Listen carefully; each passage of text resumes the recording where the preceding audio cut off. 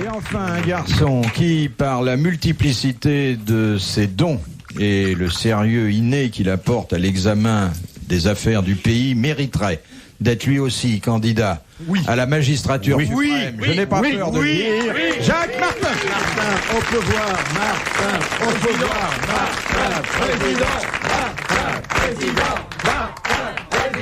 Non. On pourrait tomber plus mal. Si. Oui, ça me ferait rire quand même.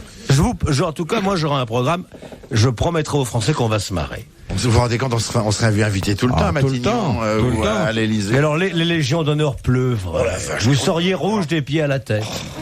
Peut-être certains d'entre nous seraient-ils ministres. Oh, bah, bien sûr. Kersozon, la marine. Ah non. La marine et le tourisme. La police et le trésor. Là, et les putes.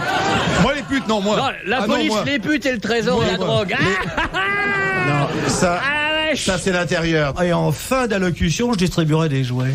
Vous vous rendez compte ? Des jouets, c'est-à-dire des retraites, des pensions, des bureaux de tabac, des décorations.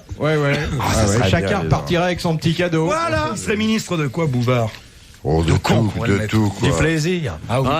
Des forêts. Oui, des forêts. Donnez-moi les forêts. Les hommes et forêts. Bon. Si je vous posais une petite question comme ça, pour rien, pour voir. Oui, il se présente. Une fois qu'on rêvait une situation meilleure, voilà, il nous a. C'est vrai, hein. On était bien, on était ministre déjà. Ah oui, moi je me voyais. Olivier, mise à condition féminine. Ah, peinard, hein. C'est vrai qu'une voiture et puis avec des rétroviseurs, mais pas pour voir l'arrière, pour voir sous les jupes. Secrétaire d'État aux cuisses. Ah oui, oh là là.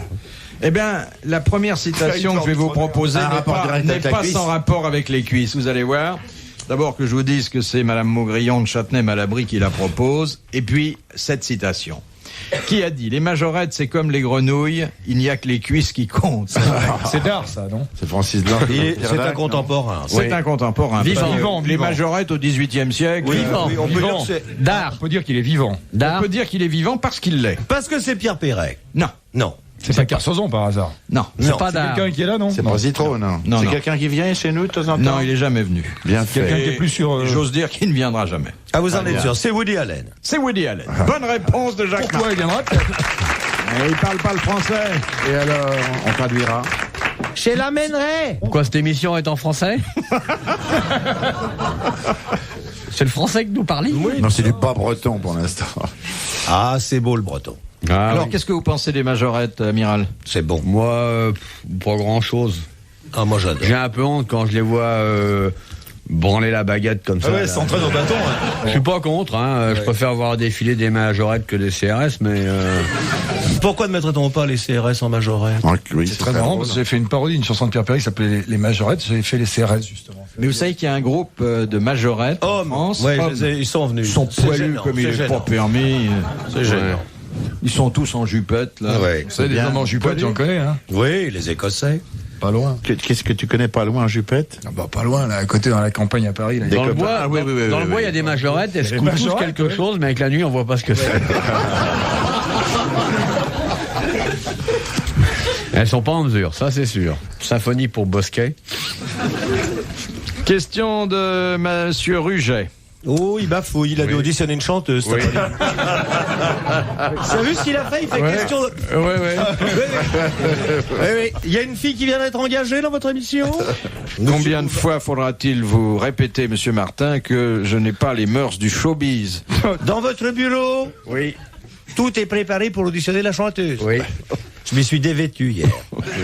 J'ai bien vu qu'on met pas un porte-manteau et un bidet dans un. Mais il n'y a pas de bidet dans mon bureau. Vous prétendez que c'est un encrier, c'est juste un bidet très sale.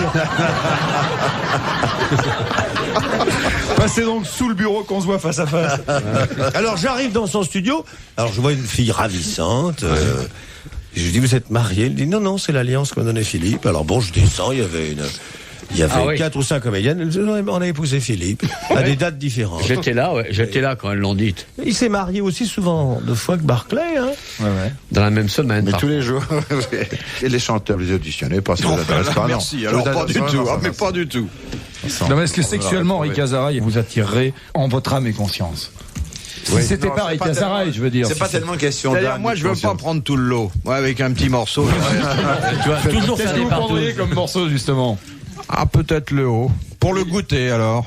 Il y a la place. Il y a de quoi tremper sa biscotte, hein.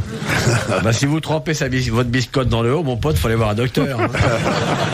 Non, vous avez elle a une poitrine, une jolie bouche. une poitrine splendide. Une jolie peau, une très jolie. Et la bonne idée d'ailleurs, c'est de pas mettre des soutiens-gorge mais des slips. Oh, c'est la classe. On a vraiment décollé pour l'académie.